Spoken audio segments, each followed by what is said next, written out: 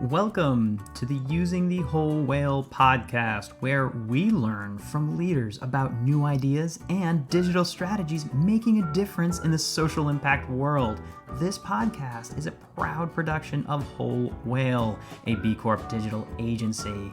Thank you for joining us. Now, let's go learn something.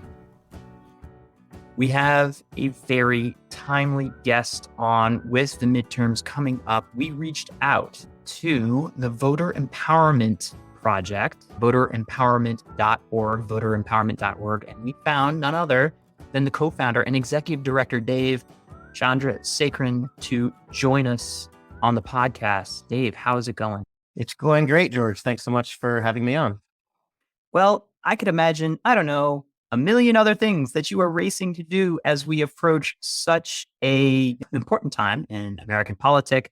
But maybe we could start with your story. How did this begin? I know 2019 was the year, but maybe you can bring us back there. Sure. Our founding was back in 2019, but it really was inspired by some experiences several of us had in 2016. And I, along with many of my colleagues who are here based in the DC area, we like to, every election cycle, go knock on doors and go phone bank. And we try to recruit as many of our friends and colleagues to come and do the same. And so in 2016, many of us were in Pennsylvania. And on one day, I was in South Philadelphia, knocking on some doors, predominantly African-American neighborhood. And there was an older Black gentleman who answered the door in one case and had no interest in voting. And he explained that was because, quote, "You people come here every 4 years, you yell at us to go vote, and you leave because you don't give a damn about us." And that's something that when I tell that story, often everyone in the room nods their head. They've all experienced that when they're doing election-related work. But I think the problem was, as I spoke to some of my colleagues in the campaign sector, they said, that's what happens. You talk to 10 million voters and you upset 2 million of them. It's just collateral damage. And I think as we experience what happened to people, especially communities of color after the 2016 election and for the years afterwards, a lot of people were absolutely suffering, especially people of color. And when we approached 2020, I really didn't want to perpetuate that situation of having out-of-towners parachute into Black and brown neighborhoods and just tell them what to do and then leave. And so we really were brainstorming in 2019, how can we still activate volunteers from around the country, but do so in a way that's more respectful, that's going to have, meaningful impact and really values the communities we're talking to. And so we recognize that there's hundreds or thousands of really small, amazing nonprofits out there that are doing this work. And they do it year round, and they're based in the community. They reflect the community. They work not just on elections or voter empowerment or civics. They also work on housing and healthcare and education and criminal justice reform. So they just have far more trust in their communities, but a lot of them are under-resourced. And so we thought, why don't we find volunteers from around the country, all of whom are just really smart and have a lot of skills, and let's go to these small nonprofits and let's say, hey, if you have access to our network of just really smart people, what can we do for you? And so that morphed into this model where we kind of became a pro bono consulting firm for small organizations that were at the front lines of helping get out the vote. That's so interesting because you hear this, you people come here every 4 years and tell us to go vote. It's like there's this giant voter apparatus, this amazing engine that gets revved up with the order of billions of dollars and then disappears, vanishes overnight. And it, in one way, makes complete sense. It seems like there's just like a lack of feedback loops because I imagine the other side of the narrative, the people that are working for progressive change in these neighborhoods say, well, we're going to do the work. Didn't you see the this or that or the things that happen? How do you view the underlying problem here? I've labeled it as a feedback loop, but clearly that's oversimplified. Sure. So if you think of the sort of electoral industrial complex, it's a multi-billion-dollar industry that pops up every 2 years, every 4 years. And I recognize that for better or for worse, that's how our electoral system works. It's donors going to campaigns, to political action committees, and then hundreds of millions of dollars spent mostly on advertising, on networks and digital space. And the whole goal is either to persuade people to vote for your candidate or to eventually get them to come out to vote. And that's not going to change anytime soon. But for those of us who want to participate in a way that's maybe, we have built our model recognizing that there's amazing groups who do this work, who can help build trust among folks who are disenfranchised, who've really been left behind. and can earn their trust when we then go and say, hey, we'd love for you to register to vote if you aren't, or we know you're registered. We'd love for you to go and exercise your right to vote. And what can we do to help you? If there's barriers because of voter suppression laws, because of the difficulty in finding your polling place because you moved.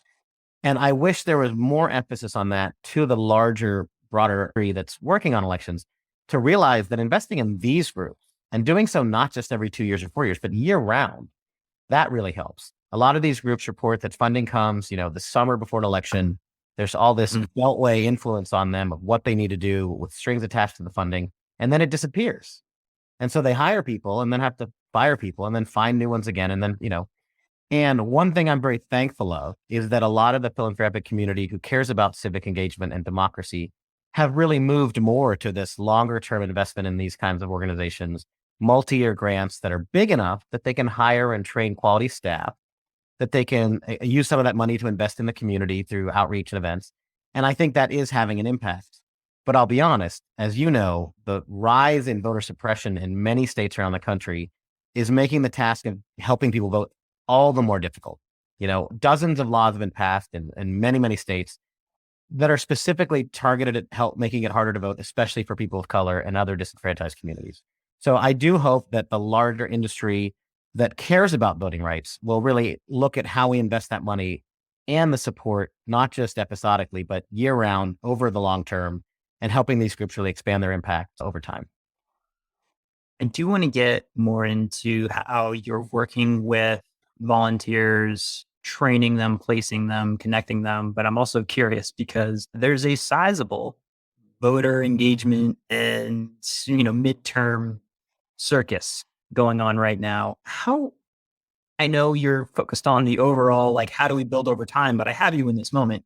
What is top of mind for you right now? What are you looking for as we roll into what's going to be a very noisy week politically? Our model has two objectives. One is helping amazing, small, high impact organizations working at the state and local level who are mobilizing communities of color and rural Americans and returning citizens and first time voters and young people. And we want to really help them expand their impact. The second objective, though, is activating more people in civic engagement. And so we really prioritize creating volunteer opportunities that are more accessible and meaningful and engaging for people who otherwise wouldn't get involved. And in fact, in our first year of operations, over 80% had only participated in less than 3 campaign cycles. 40% had never been involved. So we see that as our mission in addition to helping frontline work. And where that really comes in this year, though, is what many people are noticing traditionally in midterm elections. The enthusiasm among voters and the enthusiasm among volunteers and the enthusiasm among donors is just significantly lower than presidential years. And I can honestly say that 2020 probably had the most attention compared to, decades of elections. And I think we all understand why. It was a very intense election. There was very vitriolic, but that really has had an impact on us. When we're trying to find more people to participate as volunteers, it was much more difficult this year compared to 2020. And so that was huge lessons in what we need to do in a year-round function of engaging volunteers, building opportunities that will keep them involved, keep them enthusiastic, and make sure that they're available to support these groups in a year-round fashion, since that's one of the most important things. I think we're seeing that the vitriol and divisiveness in politics is not going away anytime soon.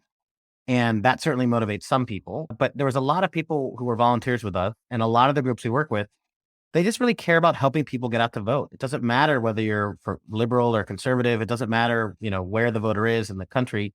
Everyone should be able to exercise their right to vote, especially those who've been disenfranchised. And I think that's been a huge selling point to a lot of the volunteers that we talk to.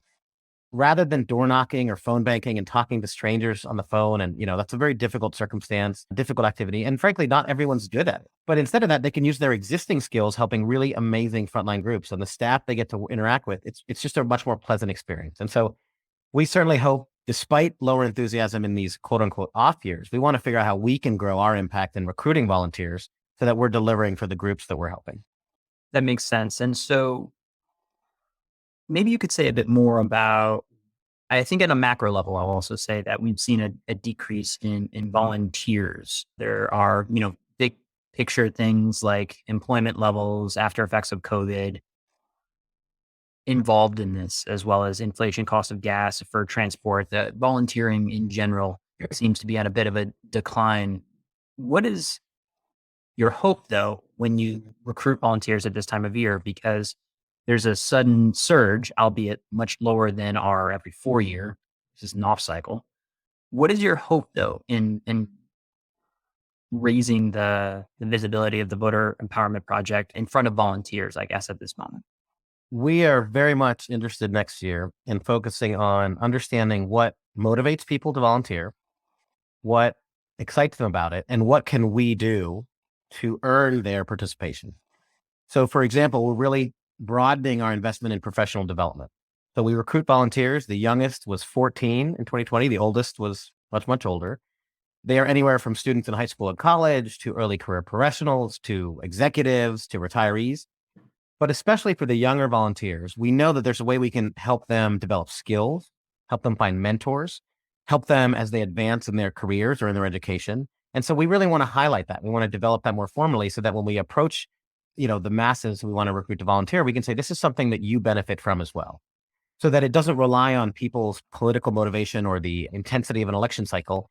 It's just an opportunity that they see that's meaningful to them. We also want to convey that volunteering to help other people vote perhaps is just something everyone should do. For those of us who have an easier time to vote, maybe that's a way of giving back, the way volunteering at a soup kitchen on Thanksgiving or helping to mentor young people in your nearby schools. Those are things that many of us have done over the years. This is something we all should just do, and everyone can do it whenever you have time using your existing skills. We really believe that. Doesn't matter what skills you have. Maybe you have graphic design, social media skills, data analysis. We need a lot of those. But also just people who are really good at Googling information or really good at just writing and building information, putting up to the documents, calling volunteers of a small nonprofit and getting them to come out to volunteer. There's a lot of ways people can help. So we're going to spend a lot of time next year figuring out both what to offer and then how to take that message out to the public when we recruit volunteers. Yeah, it's a couple steps removed. I imagine on off cycle years and timing, it is potentially tough to connect that impact, right? A volunteer who hands out and creates, impact in a soup kitchen. It's very different than someone who builds capacity in a frontline voter empowerment organization on the ground somewhere doing, as you mentioned, data analysis or marketing, PR, communications, research. You're helping the people who are helping the people who are then going to vote. How, are these times of year, maybe I'm getting into more specifically here, are these times of year easier because voting and the importance of voting is top of mind for recruiting volunteers? Or is it just so noisy that it is other sort of more, we'll say, soup kitchen focused, direct service, on the ground, smile and dial types of volunteering that overtake these moments? Well, the first thing I'll say is we really want to say there's no such thing as an off year, that voting is a thing we should think about always, regardless of whether it's a midterm or presidential election. And in fact, in many places, your state or your local municipal government will have elections in odd numbered years. And there's many elections that happen. Some happen early in the year even. And so we want to help both voters understand the importance of coming out to vote, but also volunteers understanding the importance to volunteer throughout the year, throughout different cycles. And we recognize, though, that the larger narrative around what's happening, presidential election, Democrats versus Republicans, that's probably going to motivate most people. But we really think that there were a lot of volunteers in 2020 who wanted to get involved, didn't know how. And once they did, they were really eager to come back. Our post-activity survey in 2021 showed that 97% were interested in volunteering again. And 86% said that they just had a deeper understanding of issues around voter disenfranchisement. And over 60% said that really helped them understand issues around racial injustice. And so we hope that once folks get in the door and they participate once, that they'll really come back. And we have seen that. But you're right. There's nothing that's going to make it easy to build enthusiasm at a time when people have been overwhelmed and traumatized by the pandemic and by other issues and political vitriol and criminal justice reform issues. So we want to also be empathetic to that. Our big motto is that those who want to help, here's an opportunity for one way you can. And there's many, many ways you can help, whether it's in voting or other ways. We just want to create a very attractive one for the people that it'll benefit and who would like to get involved. And so that's really on us to make that volunteer opportunity attractive. And one of the things the volunteers really said, they appreciated volunteering in a nonpartisan way. they appreciated working with these frontline groups, most of whom are led by staff of color, who are just genuinely amazing people. And some of our volunteers built really great relationships with the staff of those groups on the ground, even if they lived 1,000 miles away. Some of them joined the boards of these organizations. Some of them became direct volunteers for these organizations. Some of them became donors. So I really think that experience is one that makes it worthwhile. And we hope to really amplify that message by saying, here's this great opportunity, not just to help the public, but really to help you as well. I really am interested in how you're crafting this volunteer experience, clearly based on the, exit polling, the surveying that you're doing of volunteers that are part of this. It is working.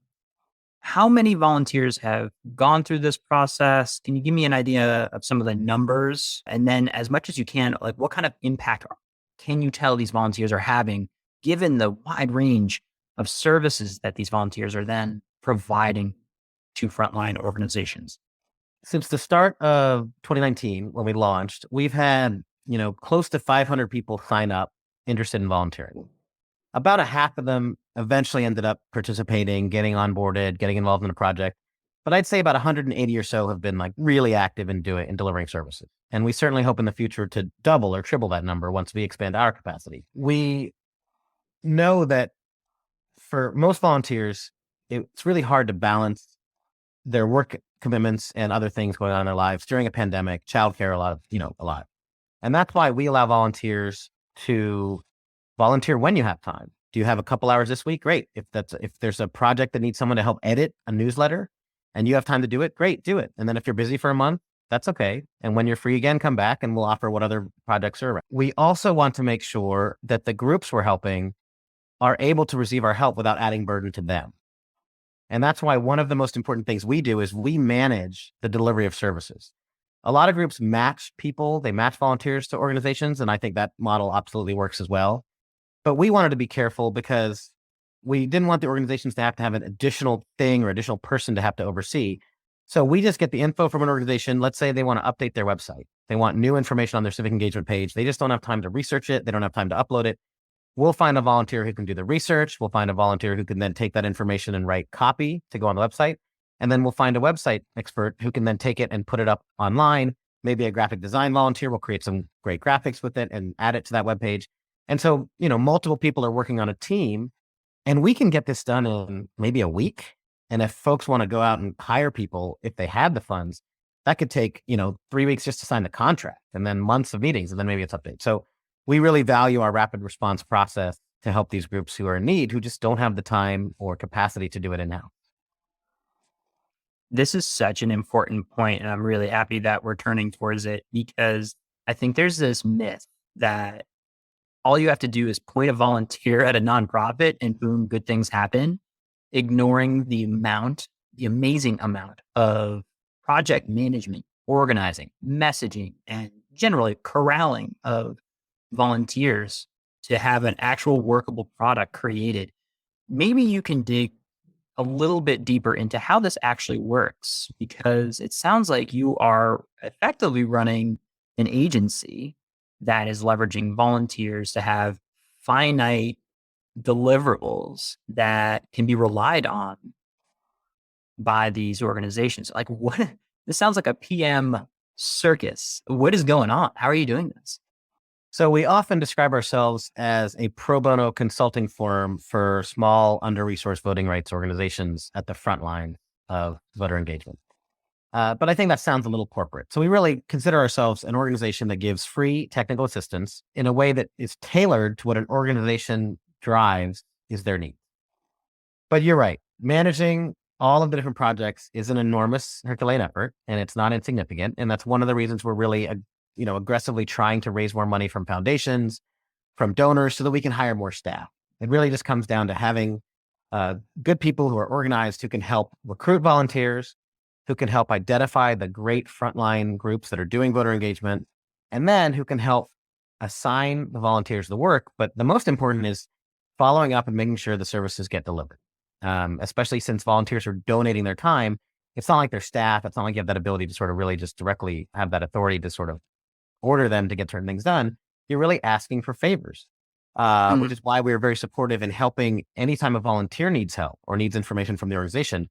we can help facilitate that if needed. Anytime the organization feels like a volunteer maybe isn't responding, we'll step in and figure out what's going on and just want to make sure that soup to nuts, everything gets done. And that's we pride ourselves in delivering things on time and in a satisfactory fashion, in a way that's equal to or better than what a private sector consulting firm would do, because these groups deserve that. They don't deserve second tier service. We were talking with the podcast RIP Medical Debt and how they turn $1 into $100 of leverage to alleviate medical debt. I see for voterempowerment.org that you actually can claim that you are getting a 3-to-1. You're getting matched on your generous founders, which is awesome. Can you explain maybe, is there a leverage where I donate $1 to essentially your amazing project managers there who are organizing all of these volunteers at these hours? Like, what type of leverage do you see happening with dollars put into the organization? Yep. I appreciate you bringing up our current fall fundraising campaign. One of our board members has generously agreed to put up $10,000 in matching funds. She's going to donate $200 for every donor who contributes this fall. And so we're very excited to be able to expand our impact by securing more funds that can both help us, invest in hiring more staff, but also in different projects like our professional development program that's going to help create opportunities for skills training and mentorship for our volunteers, as well as for staff at the partners, because a lot of our frontline partners said we really would love more professional development opportunities. But we also want to see how we can leverage getting more financial and other types of resources to our frontline partners. And so, for example, in 2020, we recognized that a lot of our organization partners had never had voter file data before to help them target their messaging, target their outreach, door knocking, et cetera. So we said, how can we help you access voter file data? And so we found some opportunities where they existed that were actually pretty affordable, but they didn't have it in their budget. So we were able to raise a bit of money from some donors to pay for that voter file data. But then we realized we have this voter file data. Well, now you need to use text banking tools and phone banking tools, et cetera. And some of them didn't have that. And so we said, okay, why don't, for the next 3 months, we'll pay for those services for you so you can get it off the ground. And then a lot of them had never done paid advertising on social media before, which is another key way to reach certain demographics. And so again, we were able to raise a bit of money to help them fund their digital marketing campaigns that we ran through volunteers, but we needed that tiny bit of money to help it get out the door. So that's another area where we want to expand our project to help support these organizations. And donor and foundation support is going to be critical to meet that. Yeah, there's a lot of leverage happening here. I don't know if it's even possible to say like, oh, we do this many projects. This is the average size. This is the average output, or however it would come across. But this is a leverage play very clearly where you are able to create the tool, get access to the data, and then offer it to organizations that need it the most on the front line, and also it seems like provide funding to them on occasion as well. Yeah, we've executed several hundred projects for the organizations and from a wide range. It could be revamping or redoing many of their websites, and no critique to nonprofits, but our websites are not known for being cutting edge. And we were fortunate enough to have several computer science students who then became graduates from Stanford who were just amazing at this stuff. And we also created, 50 to 100 pieces of individual social media content, graphics, captions that were plug and play for several organizations based on topics they describe. Or we analyzed voter file data for them to help them create targets of who they should go door knock to, who they should phone bank based on the demographics and the zip codes that they wanted to focus on. Or we actually helped some groups figure out how to do volunteer recruitment better. So it could be anywhere from as simple as updating their volunteer sign-up form on their website to collect the information they need to better use their volunteers, to researching what are some great student groups in your area, or if you need, say, volunteers who speak Korean or Vietnamese, let's find some networks of people who speak that. And then we would actually engage those organizations to recruit those volunteers for the frontline partners.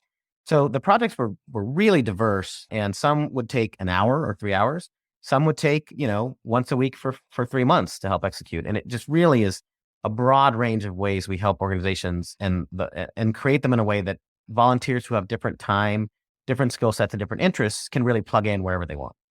Yeah, this is great. I feel like I'm being sold to become a volunteer. I'm like, oh, I know how to do that. I could do that. I know how this would work. Talk me through. I would sign up on the form, and then I'm contacted. I imagine I'm vetted to some extent.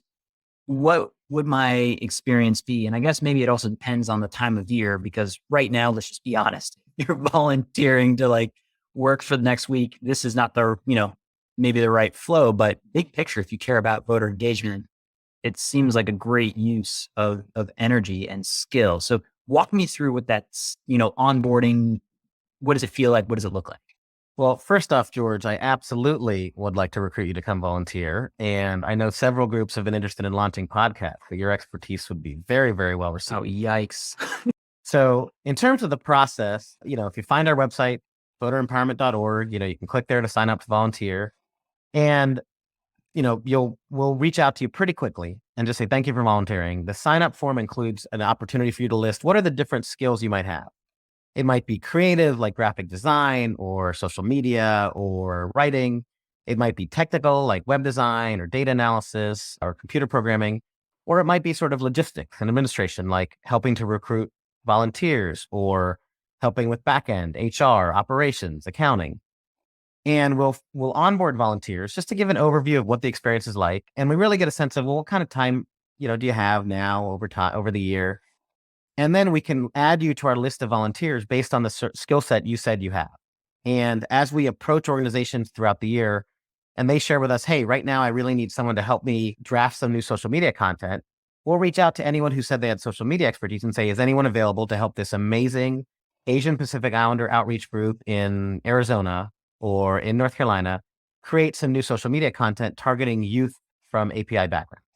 And so we see which volunteer might have both the skill set, but also the sort of experience in those communities that can help volunteer. And then we'll link the organization and the volunteer, and we'll oversee the process, provide them with any information and support, and check in as they, create the social media content. We'll make sure it meets the needs of the partner, ultimately leading to creating, a Google Drive full of content that the organization can use. And once that volunteer is completed, we like to check in and see how things went. And then the volunteers sort of able to come back whenever they are interested, or if they get busy, we understand that. And we give them their space because everyone has a lot going on. But it really is flexible, built around your availability, your skills, and your interests. The other thing we do is that we know some people might come in with a little bit of knowledge of something, but not a lot. And maybe they want to enhance those skills. So let's say you're preliminarily good at some website design, or maybe you're someone who likes to, you want to learn more about fundraising. Well, maybe we'll pair you with a volunteer who's an expert in that on a project so you can get some sort of apprenticeship exposure. And we hope that you can develop those skills as a volunteer, not just to be able to help other partners through VEP over time, but also that can add to your skill set as you develop your own career and can apply for jobs that look for those kind of skills. So like I said, we really want to invest in the people participating in the program as much as we're investing in the organizations we're serving. Yeah, that makes sense in terms of just like the amount of time. Like how much time is like, I'm going to fill out this form. I'm like going through right now, I'm entering in my skills and the extra pieces that I can do.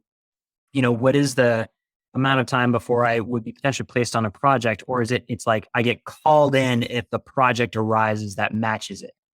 The volunteer can get invited whenever we have any project that seems to meet their skill set. So it might be that someone signs up and maybe they are someone who has video editing and video production skills. And at the moment, there isn't an organization who needs that. Well, it might be, we're not going to reach out to that volunteer right away until we have that need. But for many of the groups, they have such a broad range of needs for so many different skill sets that most volunteers have something that fits some project that's open. It can be as complex as doing some really sophisticated regression analysis of something through data tools, or it can be as simple as they just need to find out what is the demographic breakdown among 18 plus year olds in Milwaukee County. And folks can just quickly research that and pull together and make it into a little, worksheet that they provide to the partner. So for most volunteers, we really will have an opportunity right away. Now, you did mention, how about right now? We're less than a week away from the election. And it's true that most things towards the election is already in motion.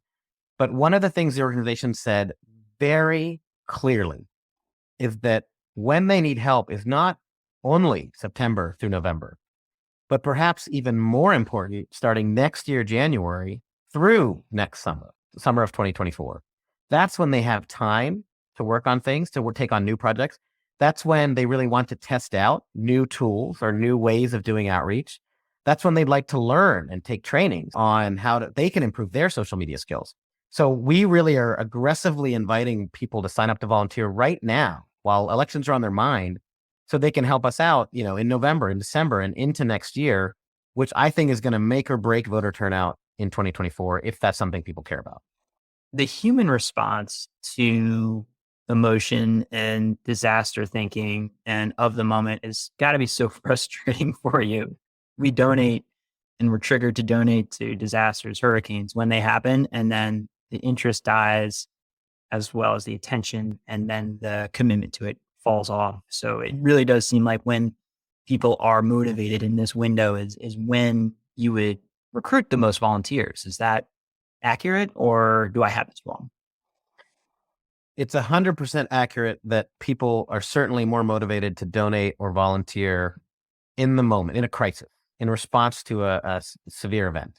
Whether that's, as you mentioned, hurricanes like Katrina or the tsunami in Southeast Asia, or it's in the aftermath of earthquakes, or horrible, horrific mass shootings in the US, and then certainly elections. And 2020 was probably a hallmark sign of how so many people were interested in getting involved, and some found a way, but many didn't. And so we were one opportunity that many people got involved. And like I mentioned, a lot of folks said they appreciated our opportunity because it was unique. It allowed them to use their existing skills and didn't put them out of their comfort zone, and let them work with amazing small frontline person of color led organizations. But I think that's the reality. And I don't blame anyone for being reactive when it comes to their altruism and their philanthropy or their volunteer time. I think that's just part of human nature. And that certainly was the case for me when I was younger. And, I evolved to become someone who really got taught that year-round volunteerism is a good thing, not just for the community, but for myself. And it can help me advance and grow as a person and in my career. So I take it upon ourselves to help educate the public that, next year, next January, February is as far away from an election cycle as you can be. That's going to, really be on people's minds. But that might be the best time to come volunteer. And we want to earn folks' interest in that by creating opportunities that are easy, that are meaningful, that are rewarding, by investing in their professional development. But really, we're going to sit down with all of the frontline organizations we work with, and we work with over 30, and we hope to grow that. We're going to find out, well, what do you need now in 2023 to help you grow? And I want to take that directly to the volunteers and say, I just heard from the most amazing frontline groups in Georgia and in Wisconsin and Pennsylvania and Arizona and in Texas and Florida. And this is what they say they need to succeed. And you have those skills to help it. So we're partnering, we're looking to do an impressive outreach with universities, for example. We've contacted about 300 universities in several of the states that we're working in over the past couple of weeks, thanks to our amazing interns who are working with us this fall. And we're talking to multiple student groups in those universities saying, we'd love for you guys to volunteer. We'd love for your students to apply to intern with us. And we'd love to invest in those students so that they're getting something out of this. And we think that'll be a huge opportunity to both support young people, but also create a pipeline among them to become future leaders in civic engagement. We want to reach out to mid-career professionals, so folks who might be lawyers or data analysts or web designers, and say this could be a very easy way for you to complement what you're doing in your day job with a little bit of just rewarding altruism out there. And maybe that'll even help you build some connections and build relationships. And then there's a lot of executives and a lot of retirees who have an enormous amount of skill.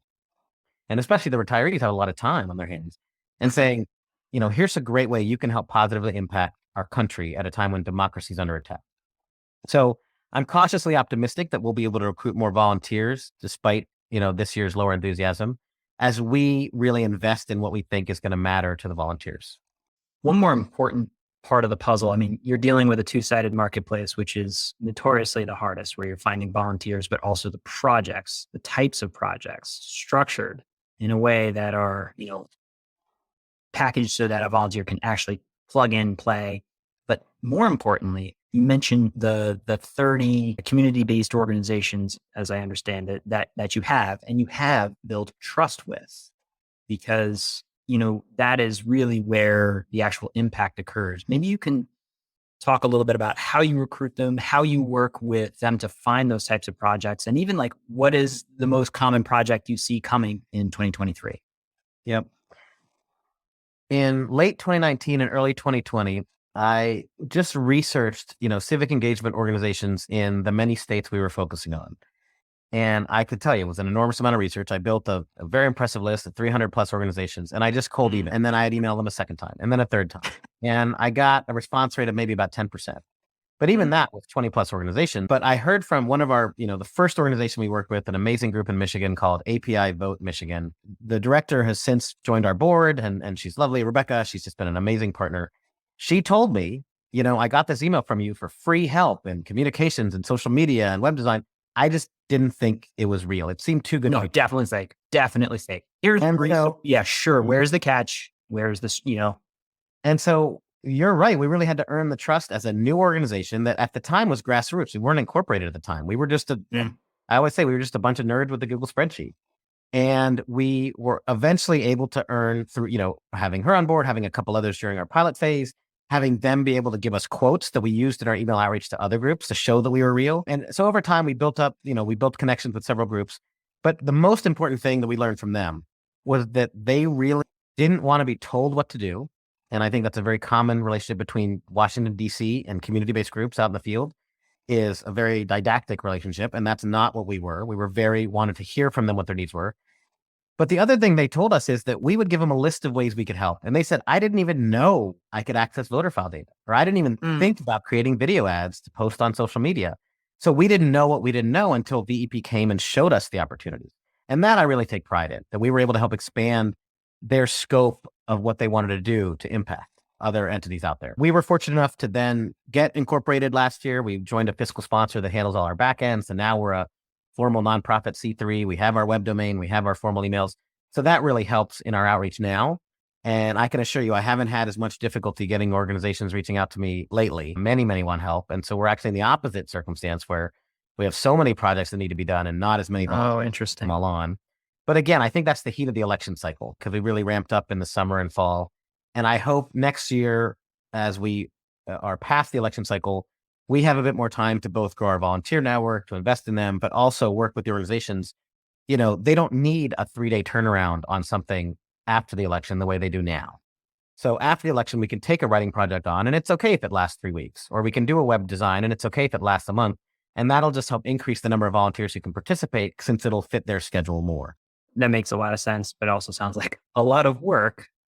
But that's where the leverage comes in, right? That right there is, building that trust, packaging, productizing the types of ways that VEP can support via volunteers, and then move those projects forward. I mean, it's really impressive. And I will say, I'm sold. I hope I don't offend you. I literally did the whole submission of my form as a potential volunteer. So maybe I'll be doing a follow-up on my actual experience, because this makes a lot of sense to me. I'm always satisfied and happy when I hear a new volunteer signs up. It's very exciting. And I am shameless in recruiting anyone and everyone in all of my personal, professional, and social engagements. So I'm very thankful for you to sign up. I should have known when I entered into this podcast that this would be the net result. Before we move into the rapid fire, any final thoughts, notes on the upcoming midterms, the chaos, confusion, or what you see with the organization? I'd say two things. One is, as someone who's worked both in the voter engagement volunteer side, but also on the policy side, trying to pass the Freedom to Vote Act this past year, that I would argue that democracy is under attack now more than it's been in well over half a century. And I haven't been around for half a century, so I've consulted a lot of folks who were around when the Voting Rights Act and other Civil Rights Act were passed. And they absolutely agree that the vitriol and divisiveness we have now is very scary. And most importantly, the laws that were passed to disenfranchise the vote have made it so that it's becoming legal to basically impede someone's constitutional right to vote. And so we really just hope people recognize that and are able to step up, again, with whatever they can. So my second point is, when it comes to the Voter Empowerment Project, we believe strongly that everyone can help in at least one of three ways. You can volunteer, you can donate, or you can share. Now, we'd love for you to volunteer, but not everyone's schedule allows, or maybe that's not meet their interest. But then would you be considering making a tax-deductible donation of $25 during our fall fundraising campaign, where, it's going to get matched by $200? But if for some reason that's not possible either, can you just take our website and post it on social media? Say you heard it on this podcast, sounded like a neat opportunity. Maybe you know a few friends who have skills in graphic design or data analysis or web design or writing or fundraising. can you email them real quickly and say, hey, check out this website? And we really feel like everyone can do at least one of those three things to help us try to preserve democracy. And I'm not being hyperbolic. It's scary to think about where this country could be in 10 years or more if things continue in this way. So I'm just hoping we all can do our part and step up in whatever ways we can. Yeah, capitalize on this moment of compassion and concern for the actual work that needs to be done with the organizations on the front line. Makes a lot of sense to me. All right, moving into rapid fire. Here we go. What is one tech tool or website that you or your organization has started using in the last year? We recognized that doing everything off of spreadsheets was not possible. And so, especially for managing all of the individuals who've donated to us and others, we went to a very simple but very accessible CRM called Action Network. And a lot of nonprofits start there. There's, bigger ones and more sophisticated ones that are more expensive, but it's really proven to be a very great entry level one for us to really get the humans we work with into a more manageable circumstance, so we can engage with them better, but also keep track of who's involved with voter empowerment project. What tech issues are you currently battling with? The single biggest tech challenge we've had is being effective at project management tracking. So we've been using spreadsheets primarily, and I think we were lucky enough to have some pretty smart data people who created really sophisticated formulas in our project management spreadsheet. So it is very functional, but we recognize the need to move over to more sophisticated project management tools. And we're actually in the process of doing so. We have a contractor who's bringing us on to Monday.com in the next week or so, one of many that's out there. And we definitely recommend to small nonprofits that these tools, the one that fits your budget, the one that fits your needs, I really do think that they have a return on investment. And so we're excited to transition over to that. What is coming in the next year that has you the most excited? I do believe that one way or the other, the elections will motivate people to get more involved in democracy, or at least I'm cautiously optimistic. And I think everything that's happening in our public discourse is being felt by more and more people. I hope then we can tap into that and recruit them to volunteer, and that we'll have the broad volunteer base next year, like we had in 2020, to really meet the needs of the frontline partners that we know is going to be great next year.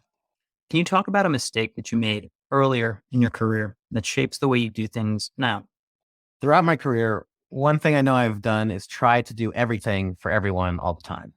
And that means, especially when working with frontline partners, which has been a core aspect of my career, whether it's health policy or gender-based violence or here in voting rights. And in this project, we really recognize the need to focus in on where help was needed most.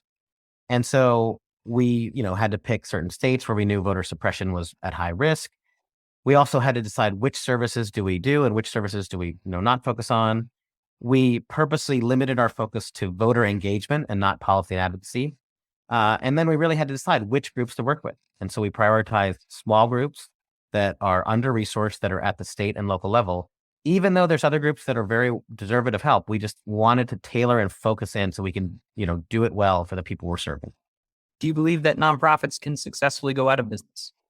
I think I have a broad response to that question. I think there are circumstances where there's a very intense specific need, a need to pass this bill, a need to address this urgent climate crisis that's in a particular community, where a coalition can form or a nonprofit can set up and they can say, look, we're here through the end of this problem. It might be a year, it might be 5 years.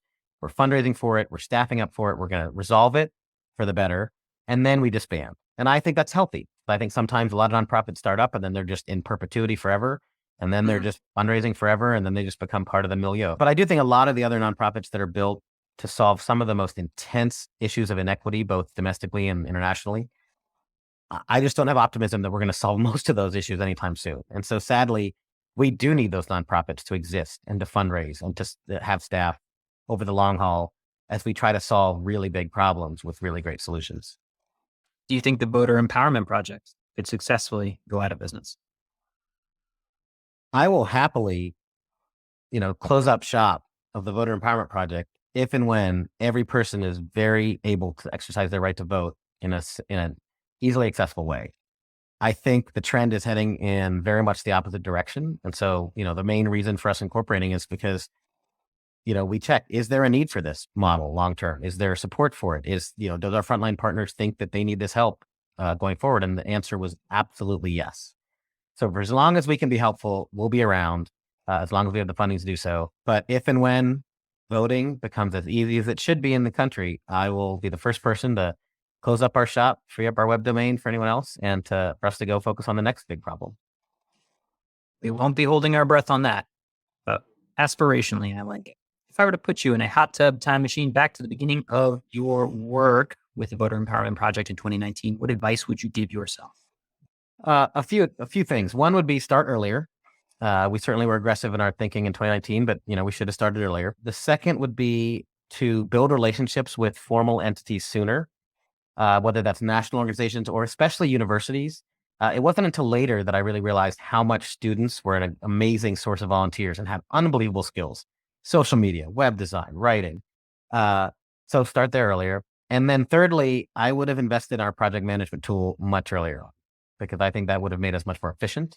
And so I do encourage organizations to think about that instead of just relying on spreadsheets and documents. What is something that you think your org should stop doing? We're really exploring next year comprehensively, what should our focus area be? Do we continue exactly how our model is? Should we expand the organizations we work with? Should we expand how we help? Should we look into charging money for our services? I think one of the things I think we've been good at is making sure we don't have mission creep. And so I want us to resist that urge as much as possible, because we've all heard the great need from the frontline organizations. And so far we've been able to resist. I think there's a temptation to want to do more and to expand outward in a way that might stretch us too thin. And so that's one thing that I'm really hoping we avoid doing. If you had a magic wand to wave across the industry, what would it do? I would absolutely love more organizations to make good on their commitments to DEI. I think there's a lot of talk and a lot of great language on websites about wanting to diversify their staff and wanting to ensure that more funding is going to under-resourced organizations from historically, underprivileged communities. I think it's starting. It's nowhere near where it should be. And so I'm the kind of person that wants to have this job, but if there's a great person with lived experience that really has a better way to fit, I want to be someone who'll step out of the way and let them take the reins. And I just hope more people in the movement will recognize that one of the problems is who's in charge. And if they're willing to step away, that might actually help advance the cause. How did you get started in the social impact sector? It's interesting because my college focus area was actually biology. I was really into the hard sciences and life sciences and wanted to pursue, medicine over time. But before I applied to med school, I actually did an AmeriCorps program in Boston for 2 years, working with young people in Boston, as well as focusing on healthcare advocacy in Massachusetts. And I got hooked. I loved the advocacy area. I love the organizing side. I love the policy side. The thinking part of my brain loved problem solving. But the human side really loved working with people, especially people who were facing challenges. And so that really stuck to me. And I ended up going to med school, and then halfway through I ended up quitting because I really missed the advocacy side. So I'm coming back to it. So I thank AmeriCorps so much for that experience. What advice would you give college grads currently looking to enter the social impact sector? I think broadly is that really identify what is it you care about in terms of issue. Is it healthcare? Is it climate? Is it criminal justice reform? Think about the ways what you like to do. Is it social media? Is it writing? Is it fundraising? Is it policy? Is it organizing? And then reach out to as many people as you know that are in the field. Not everyone likes to take on college grads as mentors, but many people out there are happy to talk to you. I'm happy to talk to folks to just give them that advice. I will say this right now, when you look at the job boards, if you are in development or you're in digital strategy, those are the two things. Well, you will be employed for the next 10 to 20 years for sure. So if that's something you're interested in, I definitely recommend going into fundraising, going into social media and digital strategy. What advice did your parents give you that you either followed or didn't quite follow? I think at a young age, certainly there was a lot of pressure to do well in school and to make money. And I think over time, I've been able to help my parents understand how great it is to be in sort of progressive nonprofit advocacy. But I think probably most importantly, they're just very into family and community and just sort of, loving respect and honoring people in your life and, contributing that way. And I absolutely think I channeled that to the broader community at large. I will say the advice that I'm not taking that they would be mad at is going to visit them more. And so I know I need to do that.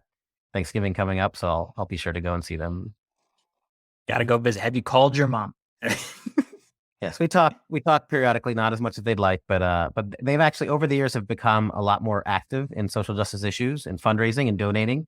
And whenever they sort of do something progressive or they donate money to a candidate or they, knock on doors, my mom will always text me excitedly. And so it is heartwarming to see sort of how we've both, we kind of share those interests in sort of supporting the community. That's awesome. Also, shout out to my mom who's probably listening to this podcast. Hi, Mom. Alrighty. Final hardball question. How do people find you? How do people help you?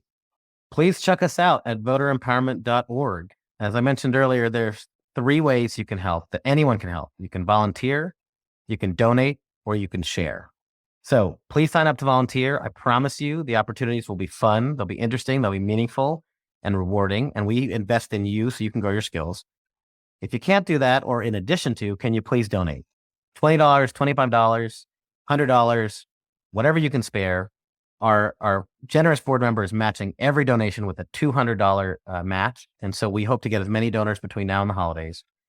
And then lastly, can you share our website? Can you share our social media? @Empower Voters on Twitter and on Instagram, and voterimpowerment.org is our website. We just need more people to know about us, to know that we exist, because we know once folks find out about us and get involved, they really do appreciate our model and what it sort of allows for them to do as a volunteer. And we just need to get that word out more. And we really appreciate everyone helping us do so.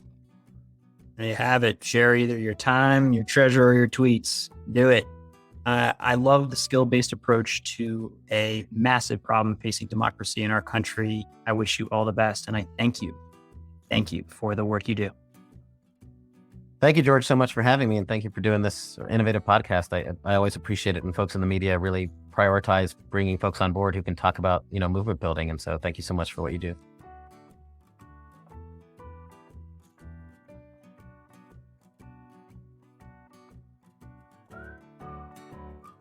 This has been Using the Whole Whale podcast.